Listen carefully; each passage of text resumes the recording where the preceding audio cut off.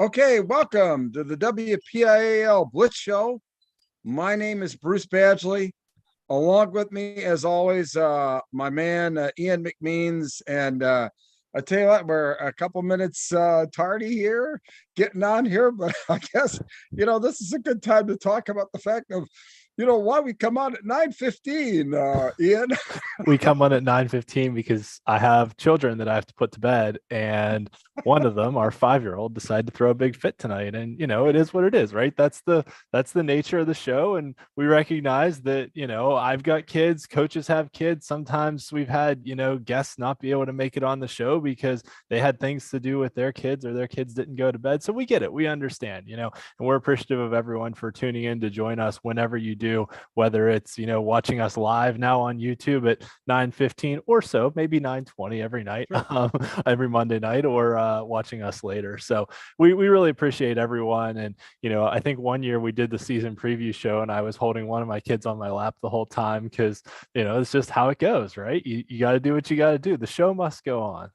Exactly. The show must go on, but we're real people here. I mean, this is our passion. This is the fun that we have.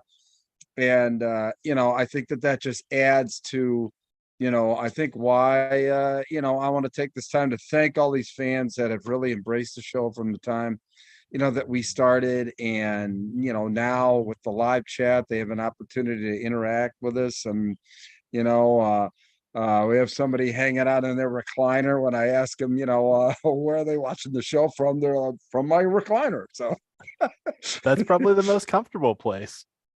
it is, and it's actually a little bit cool out here. This is really the first night out here on the deck that it's a litlittle bit cool. You can see I've got my, Yeah.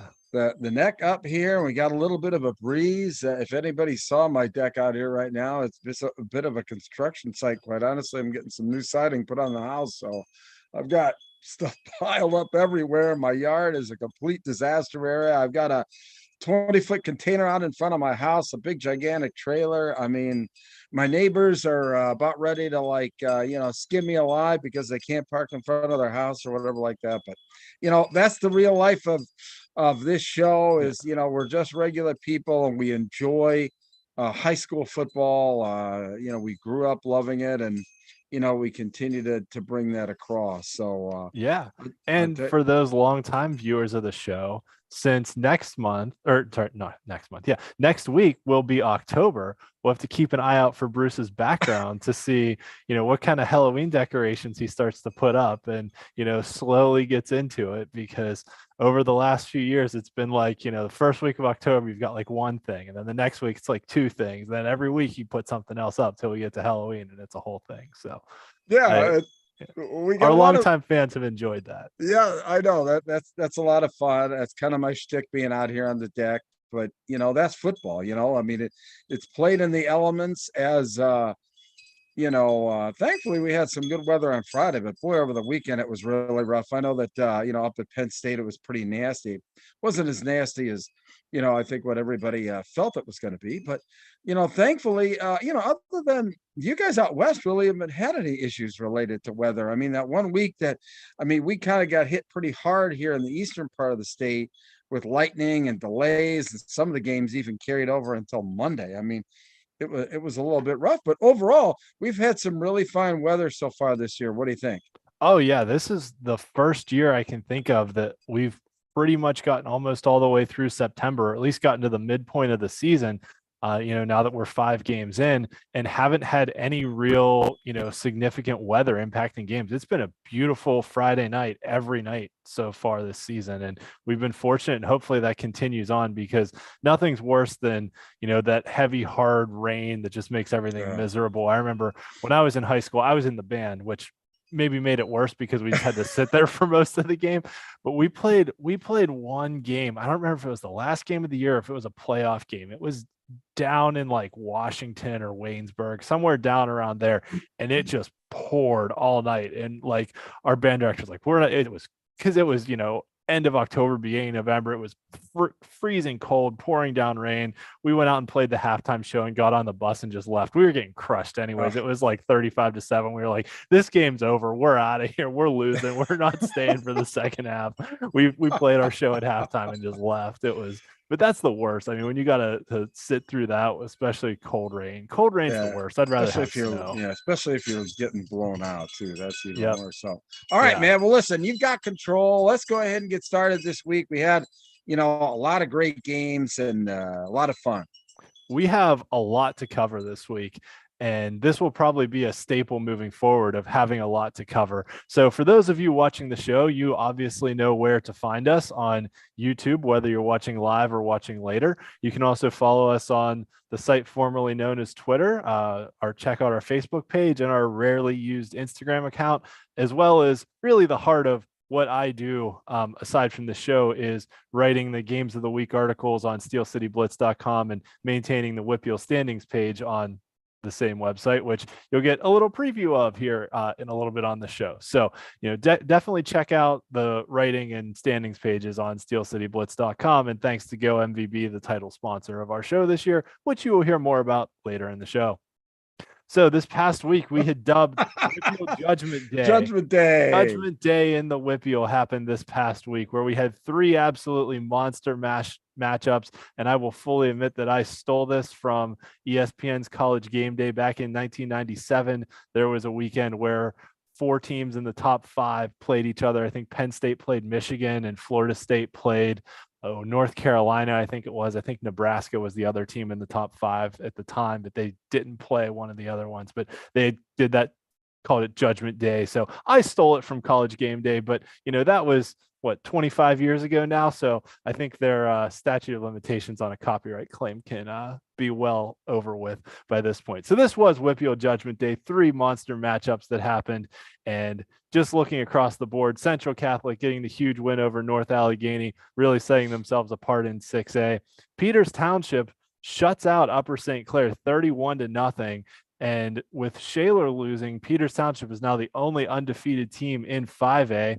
And in a non-conference interclassification matchup of rivals on Route 51, Thomas Jefferson topped Bell Vernon 24-19 in a back-and-forth game. TJ scored the go-ahead touchdown with about 2.5 minutes to go in that one on a long pass play. So congratulations to the 3 winners from those games. But really, Bell Vernon, they started last year. I think they were 2-2 when they got into conference play, and then just ran the table once they actually played 3A teams. So nothing to hang your heads about for Bell Vernon. The other teams still will certainly have a chance moving forward to assert themselves into the playoff races, but big wins for those 3. And the other one, massive win. Have to talk about this. Brownsville, which had gone independent last year to try and turn their program around, had a 34-game losing streak, which I believe was the longest losing streak in the state. I know for sure it was the longest one in Western Pennsylvania. Now, it's not a WPIAL stat now because they're independent, right?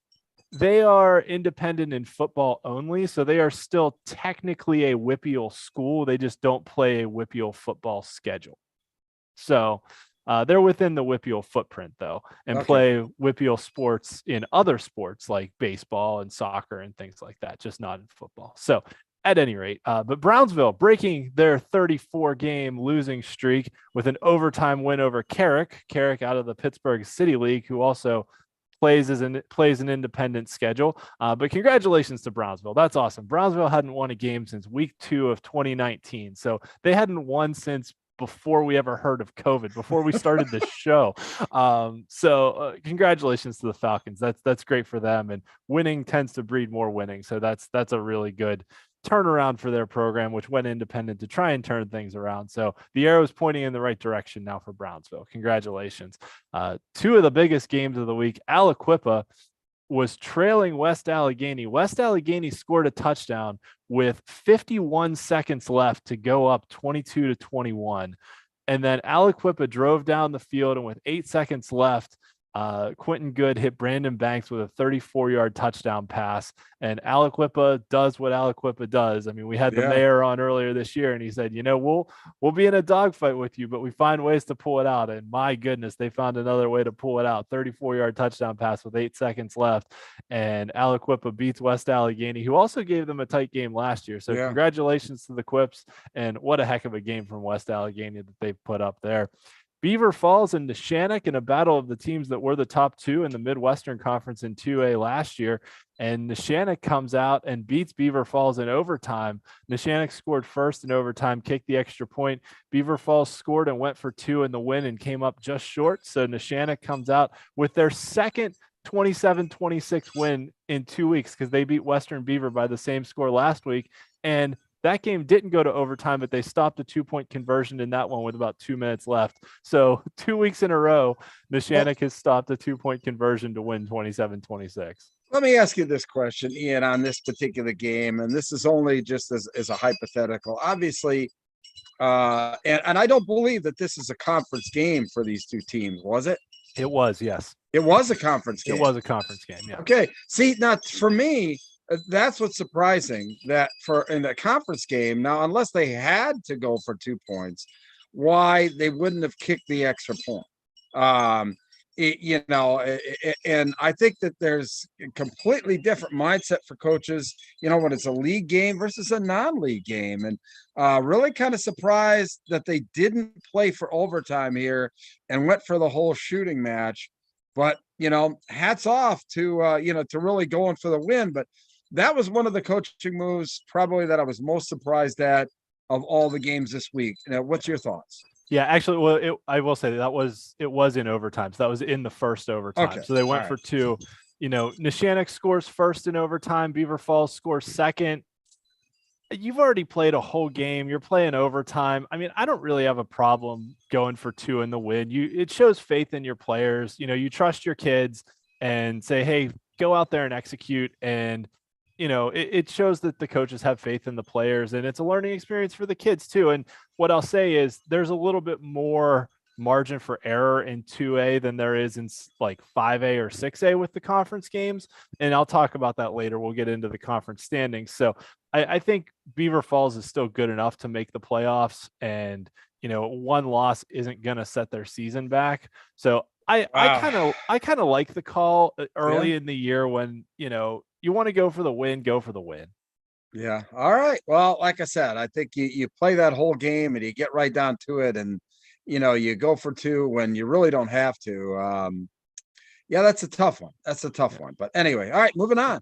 Okay. Our 2 upsets of the week, and actually really sort of 3, because Beaver Falls was probably favored over Neshannock. I mean, there's not lines on high school football games, but, Beaver Falls was the defending conference champions and had beaten Neshannock last year. So I would say they were favored in that one. So Neshannock also qualifies as an upset, but being an overtime game was also a game of the week. But our 2 upsets also in Lawrence County, Shenango beating Rochester 18-6.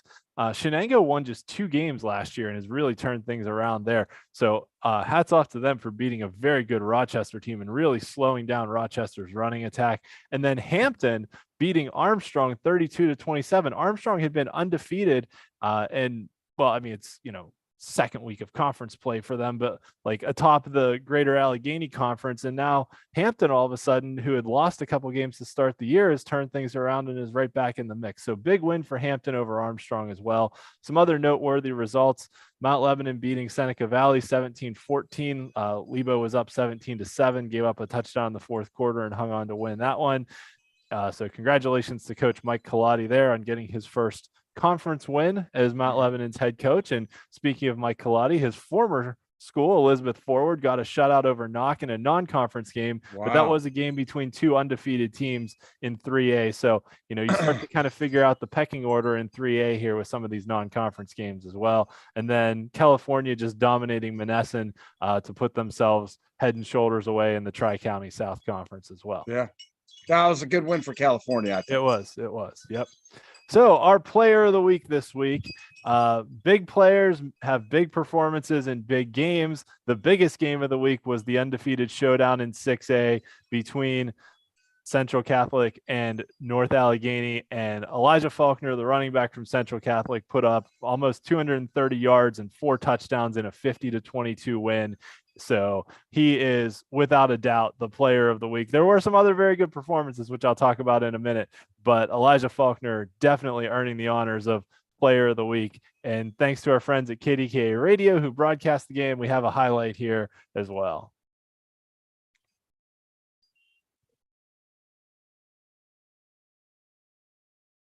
I tell you what, you made mention of the fact that was there supposed to be audio at that? Just the game audio of cheering. Okay, just the game audio there. Okay. Yeah. I was so totally impressed. Each week, as week goes on, I keep getting more impressed with Pittsburgh Central Catholic, and I think everybody else is too. And quite honestly, obviously, I'm a District 3 guy, but I think football is just a better place in Pennsylvania with Pittsburgh Central Catholic being one of the relevant teams in 6A in the state. Oh yeah, it's gonna set up potentially. I mean, if Central's gonna have some tough teams to go through still, there's some other good teams once we get into the statewide bracket. State College is good, Harrisburg's good, but potentially a Central Catholic versus St. Joe's Prep state championship game. If Central keeps scoring like this against a North Allegheny, North Allegheny had been an excellent defensive team and Central put up 50 on them. So if Central's offense keeps clicking like this, they're going to have a very good shot to run the table to get to the state championship game to set up a showdown. And really, this has been kind of building for a few years for Central Catholic that, in 2020, they really felt like they kind of got robbed, and they kind of did that. They won the WPIAL championship and had to cancel their playoff game because of a COVID situation, and they never got to play. Like their season ended from something that really was kind of beyond their control. And then 2021, Mount Lebanon had that great run and won the state title. Last year, they lost to North Allegheny in the championship game. This year now with a new head coach and Ryan Lemeyer, everything's starting to come together for them. They've got a new wide open passing attack of offense. So they've got the pieces in place to make a big time run, and it's going to be exciting to watch now. Yeah, hard to believe we're halfway through the season. We are. Yep. So some other big performances that happened here this week, and Donald Barksdale from Steel Valley had 5 rushing touchdowns and an interception on defense, all in the first half. I saw how did that happen? I was like, against Ligonier Valley, who's a solid team too. So when I saw that, I was like, wow, he's going to be the player of the week. And then Elijah Faulkner, like in the biggest game of the week, had over 200 yards and 4 touchdowns. I was like, all right, I got to give it to Elijah. But Donald Barksdale, what a performance for Steel Valley. I'll be honest with you, that's a tough call. You picking Faulkner over Barksdale, but it is. I understand your rationale, but in the first half, in only half the game, my, yeah. Yep. And then Tayso Whipple from Penn Trafford broke the school's single game rushing record with 300 yards, 3 touchdowns, and he had a receiving touchdown. Javin Peel from Western Beaver threw for over 300 yards and 5 touchdowns. Carson Bellinger from Avonworth threw for 268 and 4 touchdowns, just edging out Julian Duggar from Penn Hills, who had 4 passing touchdowns and 263 yards. And then we talked about California earlier. Jake Lehue, their quarterback / defensive back, had a rushing touchdown on offense. And then in the fourth quarter, this was a 23-20 game. So Cal was up 23-20. Monessen had the ball, and on consecutive drives, Jake Lehue had pick sixes to break the game open. So it went from 23-20 to 37-20 in the blink of an eye. But back-to-back pick sixes when your team's in a 3-point game is a tremendous performance. So congratulations there as well. No, all those players, hats off to everybody. I mean, it's a tough job, man, but somebody's got to do it, right, Ian? It is. And this should actually say week 4 top performers. Typo on my part. That's there. Okay. I just copy over the old slides. You know how it Yeah. is. So some other big news that happened just this afternoon Yeah. in the WPIAL, which I Mhm. think also deserves talking about.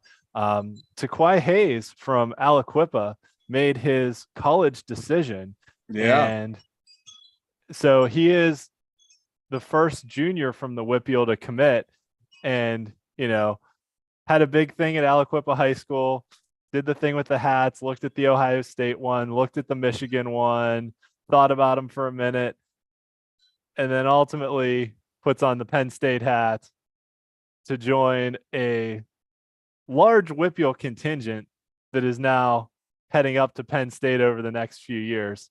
So congratulations to Tyke Hayes from Aliquippa on his commitment to Penn State. I guess people are going to have to start paying attention to my Penn State reports on Saturday now. I mean, from the WPIAL, that we're going to have to start promoting the fact that, for Eastern PA football, we're doing live reports and pictures and what have you, photos, during the game and especially post game as well. Do a lot of good things there in the press conference and a decent write-up as well. A lot different, quite honestly. We take a different angle than what most of the writers are, and focusing on just what you talked about, focusing on the high school talent here in Pennsylvania and how that's translating to the next level. Yeah, absolutely. And as I mentioned, that Tyke Hayes is one of a number of WPIAL kids heading to Division I school. So he was the first one of the junior class to make a D1 commitment. But here's a list of all the guys from the senior class, and then with Tyke Hayes from the junior class, who have committed to Division I schools. So you can see there's a pretty large number. Penn State, Pitt, and Michigan are doing very well so far, but a lot of guys still out there who haven't made commitments yet. But Penn State right now with Tyke Hayes' commitment now has 4 players of the current high school classes that have committed.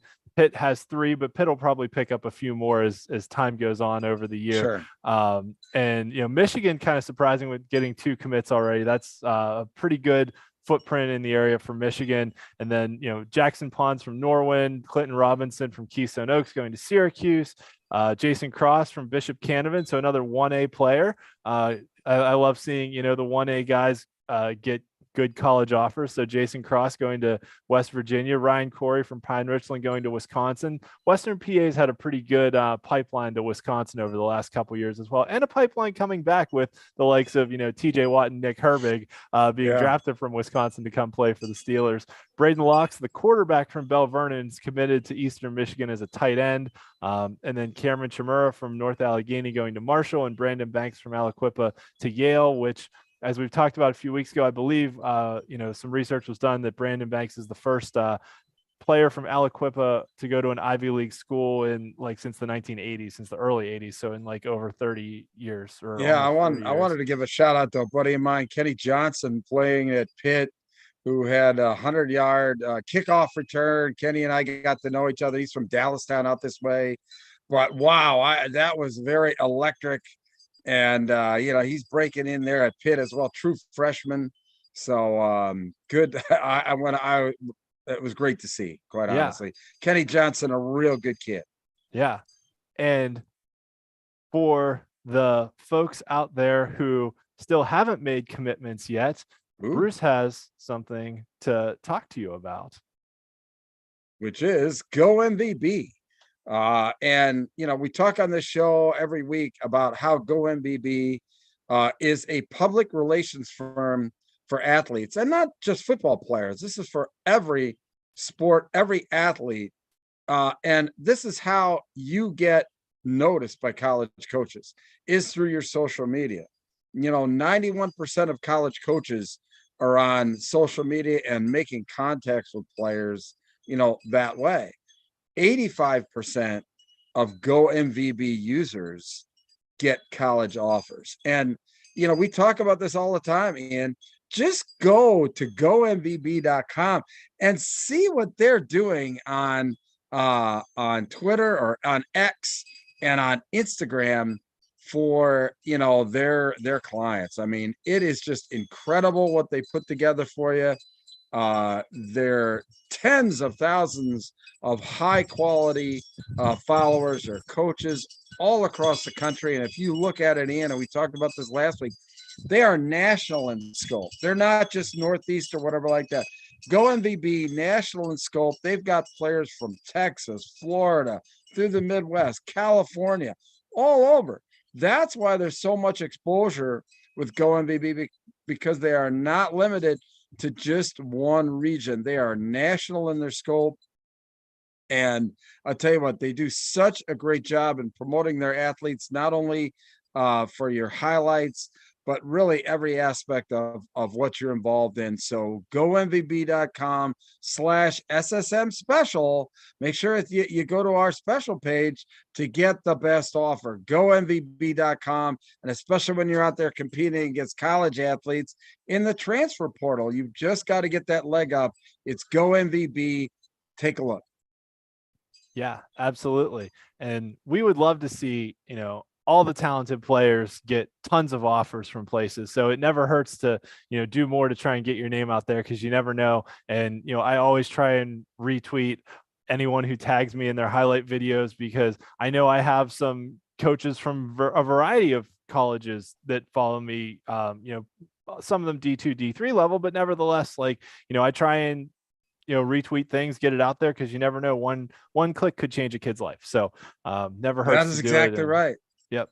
Always want to make sure you're putting your best foot forward and your best face out there for, the potential of getting to go to school for free, which is life changing. Absolutely. All right. So wrapping up our discussion of what happened in week 4, our Streak Watch took a major hit for the winning streaks. 4 out of the top 5 teams with the long winning streaks lost. Aliquippa won their 23rd straight game, but it was against WPIAL competition, but it was just barely in that, last second victory over West Allegheny. Bell Vernon lost to Thomas Jefferson. North Allegheny lost to Central Catholic.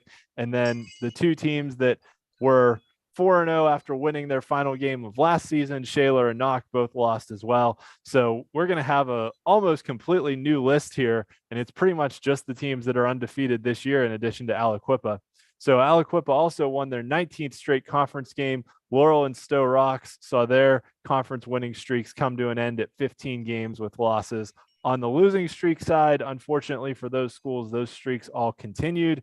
Ringgold, Fox Chapel, New Brighton, Newcastle, and Summit all lost. Summit was the only one that was close. The other ones all got blown out. But of note, as we talked about before, Brownsville ended their 34-game losing streak. Their last win was in week 2 of 2019 over Beth Center. So congratulations once again to Brownsville.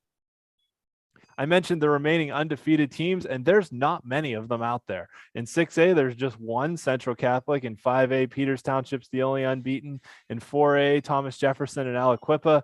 In 3A, Avonworth and Elizabeth Forward. Washington is the only remaining 2A undefeated. And then in 1A, there's 4 undefeated teams, but 3 of them play in the same conference with Cornell, Fort Cherry, and Bishop Canevin. And Fort Cherry plays Bishop Canevin this week. So one of those streaks will come to an end as well. But we're really winnowing down the numbers of undefeated teams this year in the WPIAL. A lot of teams, there's a lot of good non-conference matchups. And now as we start to get into conference play, things are going to get even tighter. So does that surprise you that there's so few undefeated teams, Ian? Not really, no. And I'll say, because a couple years ago, obviously, as you know, the WPIAL makes the whole schedule for everybody from week 1 through week 9. Week 0, you can schedule on your own. So a few years ago, the WPIAL made a commitment to try and schedule better non-conference games. Because how they had previously scheduled non-conference games was they plugged every team's schedule into a matrix, basically. And then it was, they put the teams in each conference in alphabetical order. And, let's say that the first team had a bye week the first, or, non-conference game the first week, second team, second week, so on and so forth. And they'd match you up with just, another conference. But you would get games where, like, Clairton, who is, the time, like 4-time WPIAL champions, won 66 straight games, was playing Avella, who like hadn't won a game in 3 years. in a non-conference game. It just wasn't even close, and they got matched up just because they were the first alphabetically in their conference. So that's one way you can choose to make a schedule, but the non-conference games weren't that good. So I think we saw a lot more unbeatens when the schedule was kind of just based on this matrix of who you played. But since the WPIAL has tried to sort of hand pick non-conference games and schedule more, rivalry games between teams like, a North like North Allegheny playing Pine Richland, which is a 5A, 6A game, but they were old rivals for a while. So you get more games like that into the schedule, you're going to have more games of good teams against good teams. So you're going to knock off some more of those undefeateds as you go. So overall, I'm not surprised by how few there are. Yeah, and I agree with you. I think that obviously the WPIAL basically creating the schedule is as you pointed out, I think is the reason why, because they want to have good matchups. Many times, especially if games don't count, then I can understand why you want to play tough opponents. And you want to get ready for a tough conference schedule. So Yep. Yeah, interesting. And last year when we talked with Matt Humbert, Bell Vernon's head coach, he said that they're really hard non-conference schedule that they played, because they don't play a 3A team until they start conference play, which is this week. Bell Vernon's non-conference schedule was they had Laurel Highlands, McKeesport, and TJ, who are all 4A teams, and then Penn Trafford, who's a 5A team. So, but he said, when we talked to him before the championship game last year, that they felt like they had seen everything, right? You saw the triple option at McKeesport, so they were ready for that.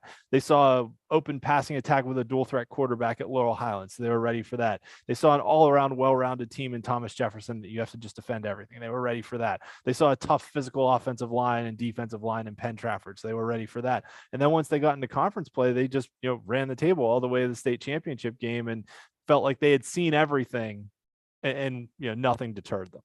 Well, usually, and I'm just saying, in the power rankings environment, a lot of teams that have a weak conference schedule have to schedule difficult in the preseason, because that's how they get their ranking points, is by that. So anyway, not that matters with you guys, but on we go. Yes. All right. So the scheduling format that now we are into week 5. So it is time for conference play for all the teams. Everyone is in conference play now. There may be a handful of non-conference matchups here and there just because of, odd numbers in a conference, but nevertheless, every classification, every conference has conference games every week from here on out. So just as a reminder of how the playoff qualifications work, because we've been kind of building up to this throughout the year. In 6A, there's 5 teams. The top 4 make the playoffs.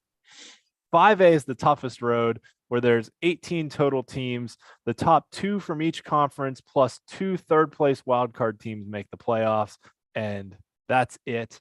In 4A, 4 teams from the Big 7 and the Greater Allegheny Conference make the playoffs, and 5 from the Parkway make it. In 3A, 4 teams from each conference make it.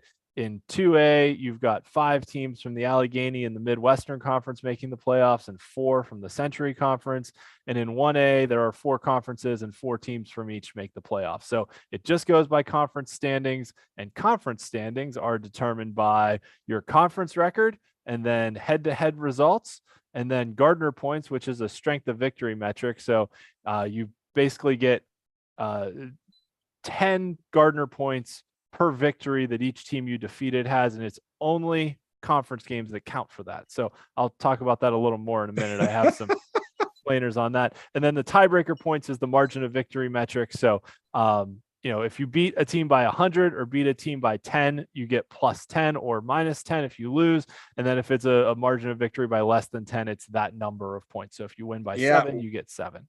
WPIAL is the only league that takes into account margin of victory. That I'm aware of anyway. The third tiebreaker, but yeah, right. But I'm just saying it doesn't appear in any power rankings formula. I mean, across any of the power rankings districts. Not that I'm aware of. I could be wrong, but I don't think that the margin of victory is a factor in any other district in how playoff positions could be chosen. So interesting. And if you'll recall, last year, there was a 3-way tie between Mars, North Catholic, and Hampton, and 2 of them were going to make the playoffs, and they had split their head-to-head. Their Gardner points were equal, and there was a 1 point differential in the tiebreaker points My God. that sent Hampton and Mars to the playoffs, and North Catholic stayed home. So, Interesting. yes. All right. So we'll run through the standings. You'll be seeing these every week. You'll get used to seeing the format and all that. But just as a quick kind of explainer, so, we talked about the Gardner points. So Central Catholic having 20 because Mount Lebanon and North Allegheny both have a conference win. So that's 10 points for each. So they get 20 points.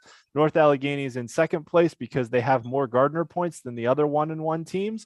And then the tiebreaker points, Mount Lebanon lost a game by 49, so more than 10 to Central Catholic.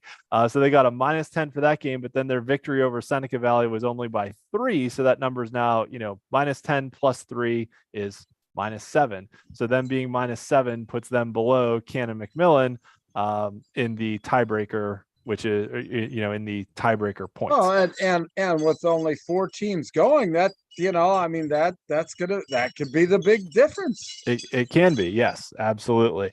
So only one conference game happening this week, which is Central Catholic against Canon McMillan. The other teams play non-conference games, but all of them are rivalry games. Upper St. Clair and Mount Lebanon in the South Hills Showdown, North Allegheny against Pine Richland up in the North Hills between neighboring districts that really don't like each other, and then Seneca Valley against Butler, a rival of big Butler County schools. Butler used to be a WPIAL school, might be coming back next year.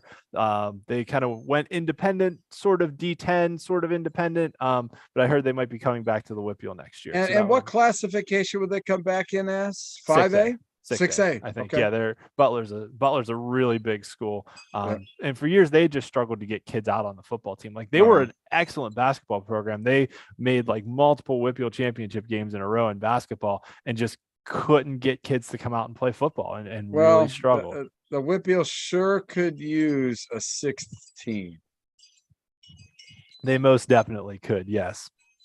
All right. So moving on to 5A, this is where, only the top 2 are guaranteed to make the playoffs, and then 2 of the 3 third-place wildcard teams make it. So as of right now, still a lot of games left to be played here. Only Peters Township, Upper St. Clair, and Baldwin have even played 2 conference games. So lots of games left. Moon hasn't even played a conference game yet, coming off a close win over Mars. Moon's played some teams tough and tight this year, so I think Moon could be a factor in this playoff race. Peters Township right now looks head and shoulders better than everyone else in this conference after that big win over Upper St. Clair. Bethel Park's still definitely in the mix as a contender, and don't count out Upper St. Clair that the top 2 make the playoffs. So, if they can run the table here, they have a very good chance of making the playoffs as well. So lots of good games still to come in the Allegheny 6 conference. This week's games, Moon and South Fayette. I don't want to call it an elimination game because it's not a mathematical elimination game, but the loser is going to have an uphill battle to get into the mix with some of the teams up at the top. In the Big East Conference, all 6 teams play conference games this week. And this is one where this conference did not get off to the best start in non-conference play. Only Franklin Regional has a winning record overall, but overall record doesn't matter now that we're into conference play. So really Gateway with those 2 big wins the last couple of weeks, now that they've got Brad Birch back healthy and the rest of their roster is starting to look like the Gateway we expected, really starting to assert themselves as the dominant force here. Good game between neighboring rival schools out in the East End between Penn Trafford and Norwin this week. And so we'll see that. That's a big game too, because the winner will really assert themselves as kind of the top challenger to Gateway for the potential conference crown there. Yeah. I mean, is Gateway this year's Pine Richland? Who knows? It's possible. It is possible. And speaking of Pine Richland in the Northeast Conference, Penn Hills with that win over North Hills this past week in dominant fashion has staked their claim atop the conference. They also have that win over Pine Richland. And Woodland Hills in second has a big game against Shaler, who Shaler beat Woodland Hills last year. So this one should be a good one. Woody High might have the best offensive line in 5A in the WPIAL, but they've played some really close games this year. Just won a squeaker this past week, and so we'll see how things play out for Woodland Hills. I think they're an excellent team, but Shaler, they're a team I've been talking about all year. they were down in the dumps for years, had, a 30+ game losing streak. And this might be one of the best teams they've had in school history. And it's just a shame that only 2 or 3 teams in this conference are going to make it, because I think there's 4 teams in this conference that honestly deserve to be in the playoffs. But only 2 or 3 are going to make it, and we'll see how it all plays out. All right, on to 4A in the Big 7 conference.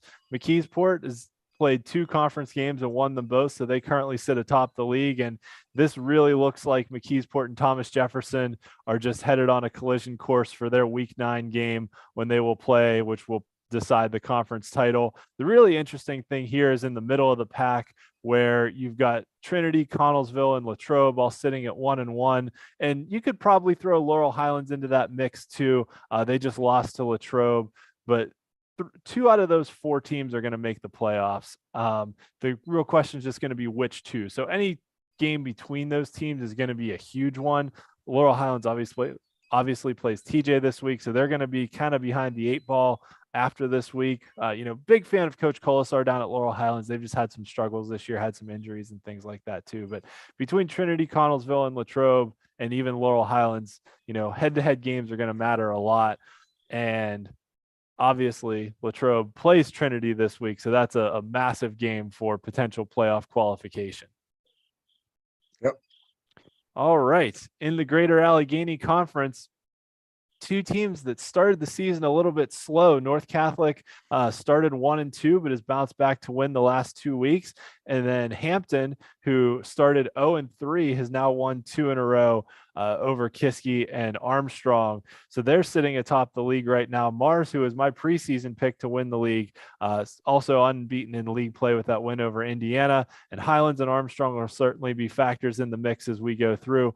But only 4 teams are going to make it, and it'll be interesting to see how things play out. But 2 big games this week between Mars and Highlands and North Catholic and Armstrong that will also be factors in the playoff race. Yeah, I'm really interested in that Mars Highlands game. I think that that's the kind of game that sets teams on a course that they win, and spiraling out of control if they lose. I think that's just a big game. Oh yeah, I agree. It's definitely a big game, and Highlands scraped by last week with a win over who'd they beat last week? In Indiana, actually, I think. Yeah, they did beat Indiana. It was 28-21. So I missed the helmet on the graphic there. I'll have to fix that one. Oh well. Yes. I don't think people are gonna care. I like to be accurate. I know you like to be accurate. Yeah. Anyway, good stuff. All right. In the Parkway Conference, West Allegheny played Aliquippa to a nail-biting finish, and Montour's been really good this year as well. But really, this is Aliquippa and Central Valley now on a collision course. Obviously, Central Valley still has to play both Montour and West A before they face Aliquippa in Week 9. Aliquippa, having got through those other 2 teams, really has, I'll say, fairly smooth sailing against the bottom half of the conference now over the next 4 weeks before they have to face Central Valley in that season finale game. And this week, I mean, this really is a top half and bottom half kind of conference. That the top 4 are much, much better than the bottom 4 here. But 5 teams are going to make it. So 1 team out of that bottom 4 is going to make it. So any team, any head-to-head games between Char Valley, Ambridge, Blackhawk, and Newcastle are going to be meaningful for whoever gets into the last playoff spot there. Exactly. On to 3A. So the Allegheny 6 conference, with only 6 teams, hasn't played any conference games yet. They'll start conference play this week. And this is one that's fascinating to me because Freeport, as the defending conference champions, played one of the more difficult non-conference schedules. But you've got Knock, who's completely turned their program around under head coach Tim Burchett. You can listen to our interview with him from a few weeks ago on the WPIAL Blitz show archives. And Deer Lakes, who has one of their best teams in school history with a dynamic quarterback in Burke, who's thrown for a ton of yards there. Deer Lakes snuck into the playoffs last year as the 4th team out of the conference, but them and Knocker are very good this year. East Allegheny is a talented team, and Shadyside Academy made the semifinals last year. So this really looks to me like 5 teams that have the potential to make the playoffs, and every game's going to matter here as well. So a lot of good matchups coming in the Allegheny Six Conference this year as things start to sort themselves out. And Knock against Deer Lakes in a battle of 4-1 teams should be a really good one. Yeah, absolutely right. Another game that's gonna, I think, send a team. Well, obviously, both of these teams are very good, but I think that the winner here really gains some confidence and kind of gets set on a different path. Yes. Yeah, absolutely. I think the winner here probably will feel like they have the inside track to making the playoffs for a team. Deer Lakes finished fourth last year, got the last playoff spot. Knock finished fifth, just missed. And I think their head-to-head game last year was like a 9-7 game or something. It was a close game. Like there was not a lot of point differential there that got Deer Lakes into the playoffs and left Knock at home. So, every game matters, but the winner here is going to feel like, okay, we just have to beat Valley, who scored 50 of their 86 points against Uniontown last week. Shady Side Academy, though, you never know. I mean, I think that they might be able to sneak up here. So yeah, oh yeah, this is wide open. So it's anyone could win this conference. That's the thing. Like anyone could win this conference, or anyone could finish fifth and not make it. So yeah. In the Interstate Conference, also have not played any conference games so far this year. And here, I think probably 3 of the top maybe 6 teams in 3A in the WPIAL. Bell Vernon's, I still think, the best team. Elizabeth Forward is definitely in my top 3 in 3A. It feels like Elizabeth Forward might be getting slept on a little bit, even though they're off to an undefeated start. But they've won some good games over some other good teams. I mean, they beat Shady Side Academy, they beat East Allegheny, they beat Knox. So they've kind of run the table against teams. Look at that margin of victory Conference. too. Yeah, their defense has been outstanding so far. And we talked earlier in the show about Bell Vernon's incredibly difficult non-conference schedule. They haven't played a game against the 3A opponent yet. So, remains to be seen, but I have full confidence that Bell Vernon will be right in there, is still the top team in 3A, as we get through the season. Elizabeth Forward, though, I think they're in the top 3. Like, to me, it's Avonworth second, Elizabeth Forward third. Mount Pleasant got a big win over Freeport last week. They were down 23-10 and rattled off 35 straight points. So an impressive win there. And Southmoreland's got a really good team as well. So I think the top 4 here are probably going to stay the top 4 in some order as the season goes on.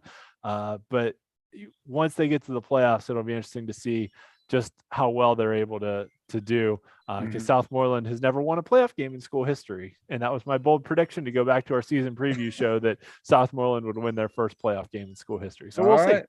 Yeah, we will. In the Western Hills Conference, the other really great story is Seton LaSalle, who went winless last year, off to a 4-1 start this year. Just absolutely throttled Hopewell last week, and now up there right in the mix with Avonworth atop the conference. Big game between Avonworth and West Mifflin. West Mifflin started the season slow, but dealt Beaver their first loss of the year this past week.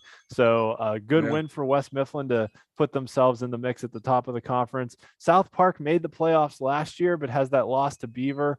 South Park could get back into it, but they're going to have to probably beat either Seton LaSalle or West Mifflin if they want to get back into the playoff mix. So that game of Seton against South Park this week is a big one. Well, if anybody's seen my top 5, they know I've been a fan of Avonworth all season so far. So we'll see. Yeah, Avonworth has that big non-conference win over Central Valley. Really, really impressive team that Coach John Core has. On to 2A. One of the biggest surprises also, Derry, who was winless last year, squeaked out their first victory a couple weeks ago, and now it's gone on a run, and they're unbeaten in conference play. They just beat Apollo Ridge 35-21. It's been a complete turnaround for the Derry Trojans. They're 2-0 now in conference play. Burrell is 2-0. Steel Valley's 2-0 with wins over, the 2 teams that were arguably the top challengers to them in Amani Christian and Ligonier Valley. So Steel Valley really has the inside track here. Looks like the best team in the conference. and maybe one of the best teams in 2A. But the rest of this race for who else is going to make the playoffs is going to be really interesting. Unfortunately, Sarah and Amani Christian had to cancel their game this past weekend. Tragic situation at Sarah Catholic. Thoughts and prayers out to that community.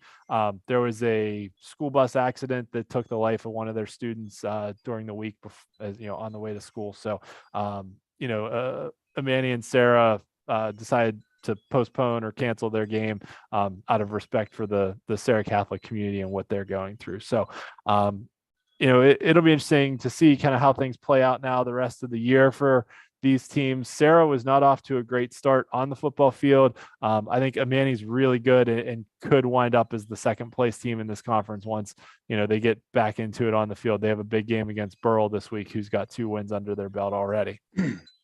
Just a quick timeout here to talk about the situation there, Sarah and Amani, and just overall in the state. I mean, I've not ever experienced anything in high school football like we've had throughout this year, between like accidents and players and what have you. And it just seems to me that it's almost of an epidemic proportion. So we can't go a week without some team or some school really feeling some severe effects of a tragedy. Ian, I mean, what are your thoughts on that? Yeah, it's definitely been a shame. I mean, you hate to see anyone get injured, and it's just when a kid has to get taken out on an ambulance or anything like that, it's just terrible. But even from this here, there's accidents, there's almost like non football related stuff that's creeping into the game there. I've never seen anything like it. I applaud everything that's being done by all of the schools here in Pennsylvania. It seems like when there's a tragedy or something like that, how the schools all rally around one another for support to get those teams through that. What do you think about that? Oh yeah, it's great to see that camaraderie that, I mean, I'm on some WPIAL Western Pennsylvania football, Facebook pages and things like that. And, all the update, people posting updates from the kid up at Carn City, the kid at Jersey Shore, all the kids that got injured, and, just the prayers and support and all that goes out. And, people wanted to try and do good, what those families have been able to raise with GoFundMe's and things like that to help. But, and even over the past couple of years, I mean, there have been, GoFundMe's and other fundraising campaigns for other things that have happened. And, it's always really cool to see like the football community kind of come together to give support to those teams, those schools, those families, those communities. But I wonder too if, and I don't want to diminish what's happened this year, because obviously there's been a lot, but if social media and kind of the constant news cycle just makes us more aware of these things, that, some of the tragedies that we've talked about, like the home explosion that happened in Plum and the school bus accident at Sarah Catholic and some other things that have happened, outside the football field, not even related to football at all. I mean, obviously those are big news stories. But you think that the social media kind of just exacerbates all of the issues related to those events? I don't know if I'd say exacerbates. That makes it sound like it's worse. I think it raises awareness that they're going on, right? Okay. And in a sense, it can be good. Like, that's the good of social media, that when something like that happens and those communities need help and support financially, you can be like, hey, here's this GoFundMe. Here's a way to help these people out. If you want to donate a couple bucks, go do it, right?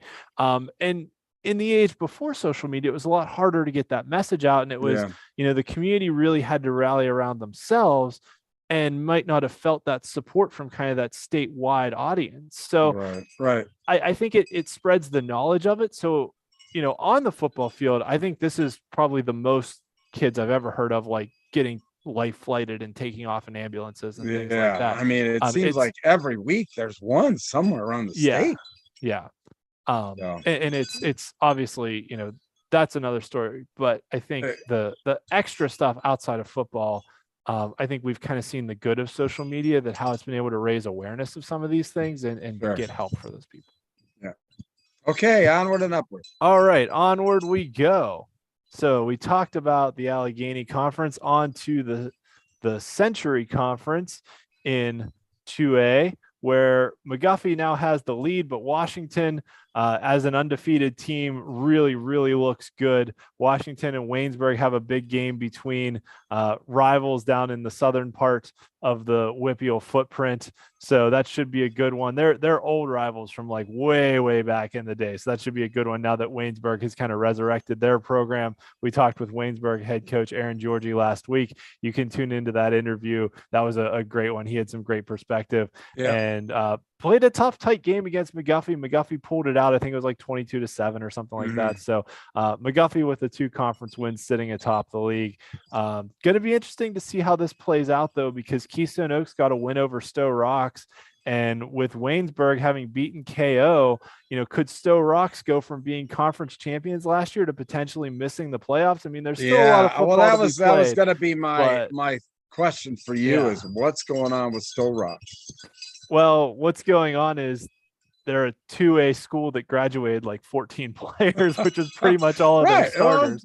And it's one of those things where you hope that the new guys coming in can play at the same level, but a lot of those kids that graduate, I mean, they had 3 wide receivers that have been starting since they were freshmen. And anytime you have to replace guys who are 2, 3, 4-year starters on your team, it's gonna be difficult. In a 2A classification, that's hard to do. Yeah, absolutely. Because they're probably going both ways. It's not, in essence, for every guy that goes, you have to replace 2 positions each. And that's just hard to handle. Yeah, absolutely. All right. And then in the Midwestern Conference, Neshannock now sitting atop the league after that big win over Beaver Falls. Mohawk, another Lawrence County school, also off to a 2-0 start in conference play, but they've played the 2 teams at the bottom of the league. Have a game against Elwood City this week, which should be a good matchup between Lawrence County foes.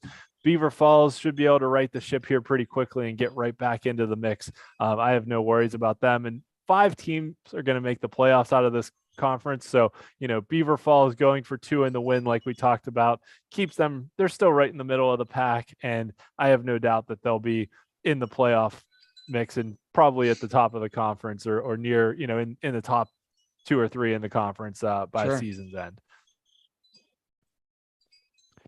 On to 1A in the Big 7 Conference, defending WPIAL champions Union sit atop the league after they beat Laurel this past week. I made a little mistake here. Northgate should be ahead of Laurel after they beat Summit Academy. Northgate beat Summit on Saturday, so I didn't switch things around after that game. Whoops. But Southside as many Beaver stats as you go through in a week. Holy cow. I mean, it's yeah. So sorry to Northgate. You should be ahead of Laurel here. But Southside Beaver is one of the 4 remaining undefeated teams in 1A, and they were my preseason pick to win the conference. So they're looking very, very good. I mean, just look at their point differential between points scored and points against. Southside looks outstanding right now. And Shenango getting themselves into the playoff mix with that win over Rochester potentially. So going to be an interesting run to the playoffs here. 4 teams make the playoffs from every 1A conference. So Union and Southside, I think, are the 2 best teams. Rochester's very good. Shenango obviously just beat them. Laurel's been good the last few years, but graduated a lot of kids, has struggled a little bit this year. So we'll see how things play out. Going to be a lot of big, important games in this conference as the season moves on as well. Rochester against Laurel in a battle of teams in the middle of the conference this week. And fun note about this Springdale Union non-conference game.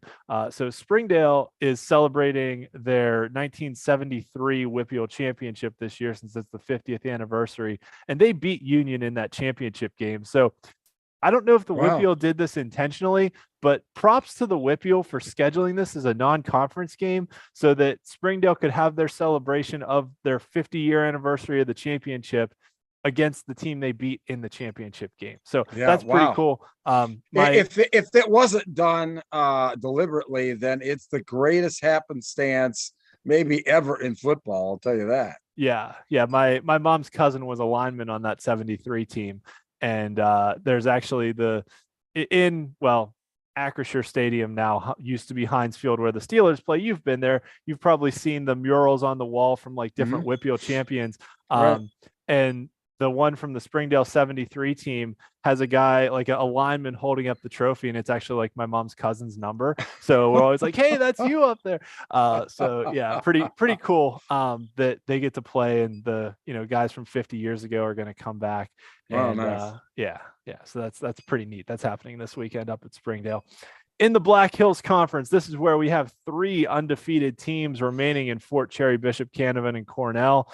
Fort Cherry just had a dominant win over Ulsh this past week, and Fort Cherry plays Bishop Canevin this week in a absolutely monster matchup of unbeaten teams. That might be the best game in the WPIAL this weekend. Yeah, I tell you, and Fort Bishop Cherry, Canevin. really impressive there. It's hard to get a 1A team into the top 5, but wow, I mean, they're just right on the cusp for me. They're smoking everyone. Their dual threat quarterback Matt Seg, who is, as I've said, like the WPIAL version of Shohei Ohtani, because he just does things that you've never heard of before. He was the first freshman to join the 100 or 1,000 club last year.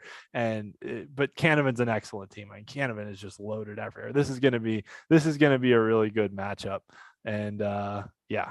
So I can't wait. In the Eastern Conference, a massive game between Clairton and defending conference champions Greensburg Central Catholic this week. Last year, those teams finished 1-2 in the league as GCC won.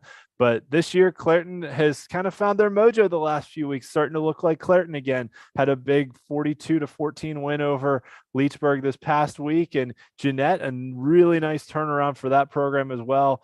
They won just 3 games last year and have now surpassed that. So congrats to the Jayhawks, off to a strong 4-1 start. Greensburg Central Catholic has played a tough non-conference schedule, so they'll certainly be a factor in this playoff race as well. And then Leechburg and Riverview, kind of between those two, I think, for who gets the 4th playoff spot in the conference. So some big games coming for who's going to make the playoffs and who's going to win the conference here. But you said it right. It's great to see Jeanette back in the mix. Yep. Yeah. Like you said earlier, like there's certain teams where, they just have so much tradition. You want to see them be competitive and be in the mix. And Jeanette's one of those schools that you love seeing them in the mix because of the history and tradition of that school. Thanks to our buddy Joe Nicholas for our comments there, and all the guys out there in the chat tonight. Thanks, Joe. Hi, Joe. Joe's a big Clairton guy. So yeah, he always asks me how the Bears are doing, and we talk about the Bears. So Joe's a good dude. All right. And then finally, in the Tri-County South Conference, I think California has really kind of separated themselves. I know they have the same record as West Green, but I think California looks like the dominant force in this conference right now. West Green still very good, but man, the playoff race here is just fascinating to me because 4 teams are going to make the playoffs. And if you had to ask me right now, other than California and probably West Green, who else would make it? I have no idea. This is the most wide open conference in the WPIAL, and it's just going to be fun to watch. Every week you're going to have a game that matters, and it's just going to be an enjoyable storyline to follow as the season goes on. Absolutely. All right, so our week 5 games of the week, we talked a little bit about all of these. Cannon Mac and Central Catholic in the only conference game in 6A. Penn Trafford against Norwin in a rivalry matchup in 5A. That's also a conference game. And then Woodland Hills against Shaler. Woody High trying to avenge their loss to Shaler last year. In 4A, that Trinity Latrobe game is going to go a long way to deciding who makes the playoffs in the Big 7 conference. And then Armstrong against North Catholic in a battle of North Catholic. I'd say teams at the top, but Armstrong got beat last week. So, Armstrong, defending conference champs, want to get back on top. North Catholic's currently sitting atop the league. So big game there. That Deer Lakes Knock game we talked about being a big one for playoff qualification in the Allegheny 6 conference in 3A, along with the West Mifflin Avonworth game. Avonworth's going to have a run of challengers to their seat atop the conference title. West Mifflin played them tight last year. And West Mifflin's looked a lot better the last few weeks after a little bit of a rocky start. So that's a potentially big game. Washington against Waynesburg in another rivalry matchup. Mohawk against Elwood City. How about Elwood City off to a 3-2 start after? I put that was in the chat about maybe a 15-20 minutes ago in the standings, but wouldn't that be incredible if they pull the upset here? Oh, it would be absolutely. And Mohawk's really, really good. They've got a quarterback in Jay Verona who's found his name on our, players of the week board multiple times this season, thrown for 4 and 5 touchdown passes a few times. But it would be really incredible if Elwood was able to pull this one off, or even if they just make the playoffs. If they're able to find their way into the playoffs this year, I mean, that would just be an incredible story for them. Yeah. Yeah, yeah. I threw something in the chat about 20 minutes ago about Elwood City. Yeah. Anyway, good stuff, Ian. I'm glad Yes. we're on the same wavelength We here. are, yeah. And then in 1A, we've got that matchup of Greensburg Central Catholic against Clareton, which could ultimately decide the conference title there. And then Fort Cherry against Bishop Canevin, which might Oh, be the best matchup of the wow. whole weekend Yeah, between undefeated teams. yeah, absolutely. And maybe there aren't a lot of undefeated matchups in the entire state this week. So that might be one of the top 5, undefeated matchups in the state for sure. Yeah, absolutely. And then in non-conference play, 2 rivalry games of 5A versus 6A, just between teams that flat out don't like each other. Mount Lebanon taking on Upper St. Clair in the South Hills, and Pine Richland taking on North Allegheny in the North Hills. Our friends of the show that we always like to shout them out and mention their broadcast. KDKA has that Mount Lebanon Upper St. Clair game this week. Our friends at WMBS out of Uniontown have the Laurel Highlands Thomas Jefferson game, and our friends out in Greensburg have 2 teams that are right in that neck of the woods between Mount Pleasant, just to the south of Greensburg, and Greensburg Salem, which is literally Greensburg.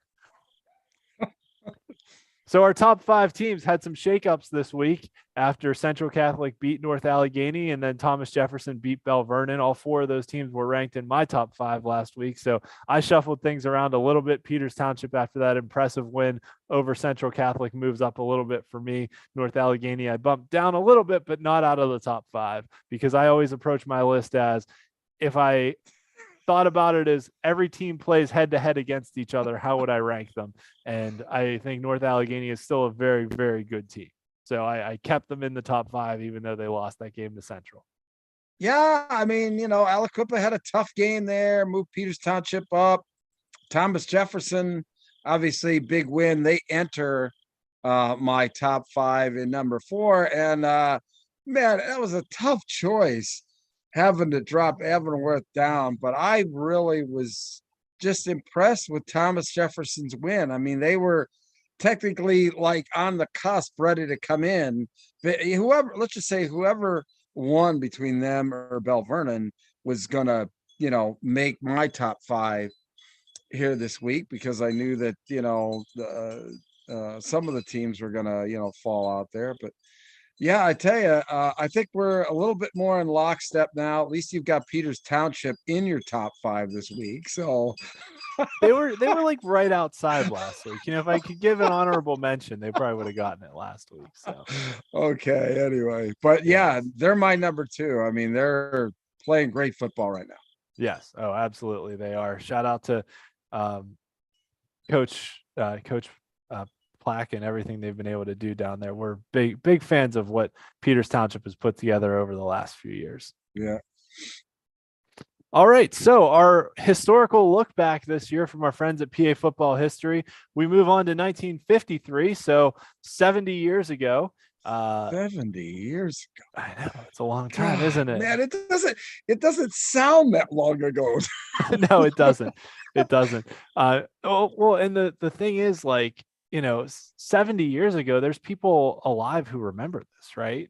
So it really doesn't seem like it was that long ago, because it's still within memory.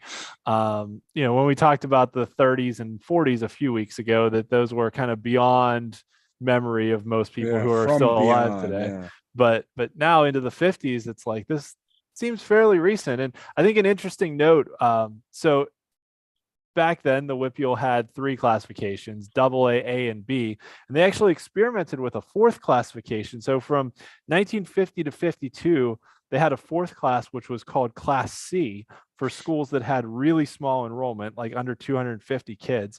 And the note I have here is 20 schools qualified, but it created very difficult travel situations because they were so spread out around the region. So the WPIAL eliminated the fourth class after 3 seasons. So 1953, they were back down to just 3 classifications. But, as we talked about before, the WPIAL, even though they were resistant to the 6 classifications, has always been kind of on the cusp of trying out, like, do we add this here? Can we try this here? Can we do something different here? They tried out having a 4th classification from 1950 to 52 before, and it would be 30 more years before the state went to 4 classifications in 1980.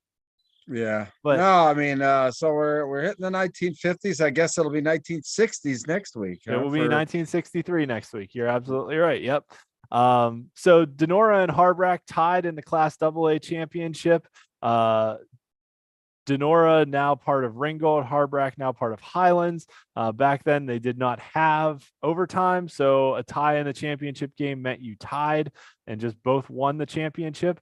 Interesting note here, after the game they had a coin flip between the 2 principals of the schools. Denora won the coin flip, so Denora got to take the game ball and the trophy home, and Harbrack was given a replica trophy to have later. So that really happened. Huh? That really happened. That really happened. Yes. Oh yes. God. Yeah. Thanks to our buddies at PA Football History for pulling that one out. Oh my God, that really happened. They flipped the coin between the 2 principals. Huh? Yep. Yes, they did. Oh my. Yes. Can't make that stuff up, can we? No, you cannot. Leechburg beat Baldwin in the Class A championship game, and Swickley Township beat McDonald in the Class B championship. That's just too good. It's really too good, man. All right. Okay. So 1953 is known as the greatest year in Alley-Kiskey Valley history. That you had Cookie Gilchrist, who went on to a very good career in AFL, right? AFL. Yeah, I think he's in the AFL Hall of Fame.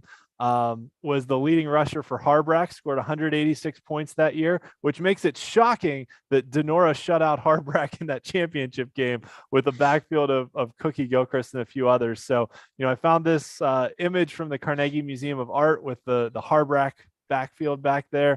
And so Harbrack, the Harrison Brackenridge area, won the AA championship. Leechburg, across and up the Kiskey River, won the Class A championship with Dick Hunter scoring 179 points and 4 touchdowns here, it says in the article, to win the Class A championship game. In baseball, West Deer won the State American Legion title, and then Oakmont Country Club hosted the U.S. Open, where Ben Hogan set a new course record. So I found an article from the old Trib site that dubbed 1953 as the greatest year in Alley-Kiskey Valley history, and that's where the Allegheny River comes down and the Kiskey River comes in and meets it, and that whole valley, of all those areas.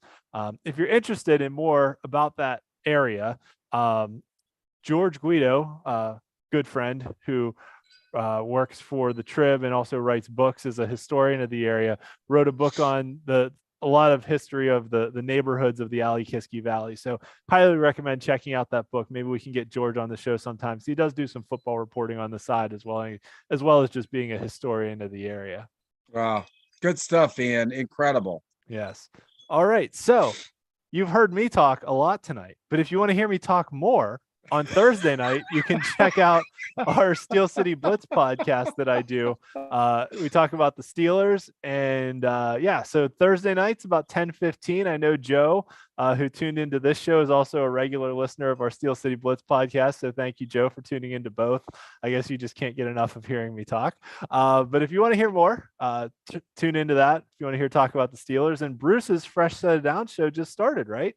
Yeah, tomorrow night, kind of our debut here this year, and myself, Bob Long, from Bob Long Sports, from Philadelphia area, Dave Micah from District 11, and parts unknown. Dave's just all over the place, but Fresh Set of Downs. We'll talk all Eastern PA football as well as Penn State and Big Ten football.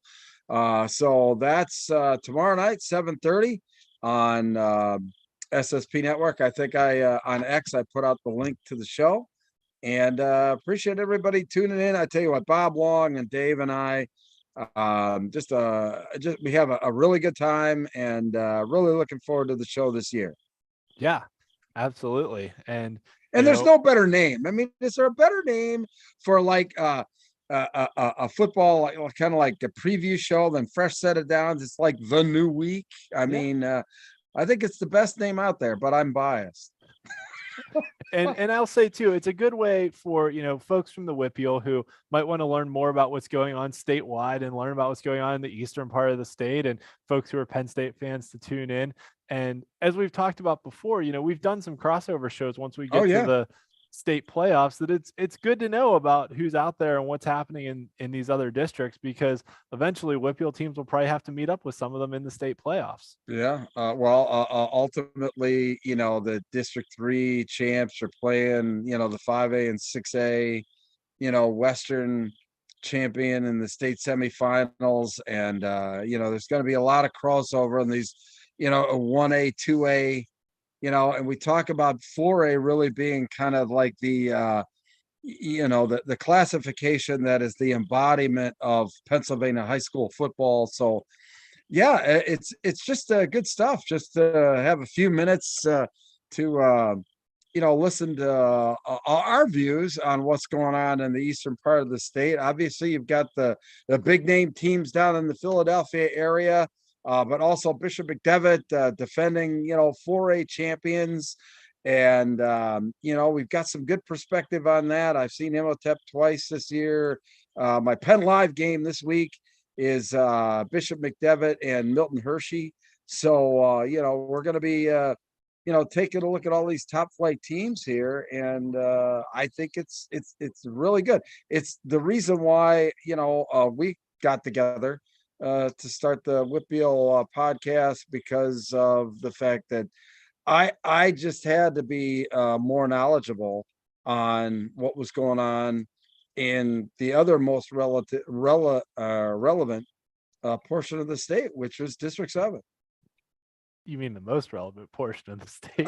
You know, I'm just giving you a hard time. but that's okay. It's I'm biased. that's we're both biased. I mean, we both have our if we both have our favorites. I mean, the reason we do this is because we're fans first and foremost, right, Ian? Oh, absolutely. Yeah. I mean, we just love talking about high school football. And like you said, we started this during COVID when, people couldn't go to games. We just wanted to have a way to talk about football and kind of share the stories and spread the news about what was happening. And, I'm continually amazed at how our little show's kind of taken off. And we've had a ton of great guests. We mentioned a couple of them earlier, and we're going to have some more good ones moving forward this season.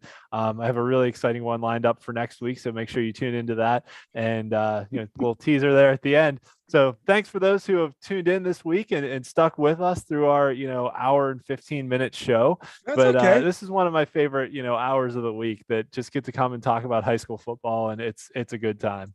It really is a good time. And it is very humbling that we have so many fans that, like to hear us hang out and talk about this and look at all the great stats and history, that you put together. I mean, I'm a fan of the show and I'm part of the show. So well, we always say that our niche is we try and be entertaining and informative, and we try and do both. And hopefully, that's what we're able to bring to people, that they can have a few laughs, have a good time, get some different perspectives on things. And, I'm not saying I'm right about everything all the time. I know some folks, even the coach we had on last week from Waynesburg, kind of called us out, was like, in your season preview predictions, you had us like last. And I was like, well, we're 0-10 last year, but we're never saying we're right all the time. If teams want to use it as motivation, I'm all for that. This is all in good fun. I'm not trying to say anyone's going to be terrible or anything with any predictions, but I'm speaking my opinion, and if teams want to use it as motivation, I'm all for it. Just know, I'm not against you. It's all in good fun. Just trying to be entertaining and informative. And it's all about highlighting these teams that are just kind of like, rising up. I mean, that's really the story of, the head coach that we have as our guest on Fresh Set of Downs this week is Chris Miller from Ephrata. Where's Ephrata? I don't know. But I mean, I do know because they're out here in District 3, but they're 5-0. for the first time since 1955. So when I There we saw go. there we go. Yeah, You know, another I mean, yeah. 48 years ago or what have you. 68, right? Yes. Yeah, right. Yeah. It's been incredible. You know, I got to know Chris through the off season a couple of years ago, and when you see these teams kind of rise up, like with Waynesburg Central, you know, last week, and like we have throughout the entire WPIAL Blitz show, trying to show these teams some love, just like Elwood this week. Yep. Yeah, absolutely. So Well, thank you everyone for tuning into our show. We're really appreciative of it. And if anybody has any questions, feel free to send them to us via Twitter, Facebook, however you want to. Send them in the chat. We're happy to answer questions during the show as well. I got one question prior to the show, which was, who do I think is the most underrated team in 3A? And the guy who asked me the show, I had a nice little back and forth with him, just kind of chatting, and his contention was Elizabeth Forward, and to me, when you ask about underrated, like, I feel like Elizabeth Forward's the they're third best leading team their in league. they're the third best team in 3A. So if you want to ask me about underrated, like, I mean, I think West Mifflin's pretty good and is starting to turn things around. Like, Beaver's been pretty solid. Deer Lakes and Knock kind of were under the radar a little bit and maybe coming up. I tell So you, I think the team most underrated in the WPIAL is Fort Cherry. I mean, yeah, I mean, of all of the the teams that are um dominant or favored to win their division, I really think if you ask me, I would have said Fort Cherry is not in 3A, but I think the yeah. most underrated team in the WPIAL is Fort Cherry, but that's just me. Yeah. Yeah. And it's hard to, it's to ask about, to me, to ask about underrated means I have to rank schools and then be like, okay, who am I not ranking high enough? So, Yeah. but we'll see how it all plays out too, because I mean, once you get to the playoffs, upsets happen and things like that. Like, nobody saw Union coming last year, and they won the WPIAL title and went to the state championship game. So, it's gonna be exciting. And just like I talk about, is Gateway going to be this year's Pine Richland? I mean, we're kind of setting the table on some of these stories, Yeah. that we're trying to watch, like Elwood City and some other teams that are, that are rising up here. But anyway, it's been a great week, great show. Thanks so much, Ian. Thanks for everybody who watches, and we'll be back next Monday night at 9:15 after the kids get to bed Yes. for the WPIAL Blitz show. So for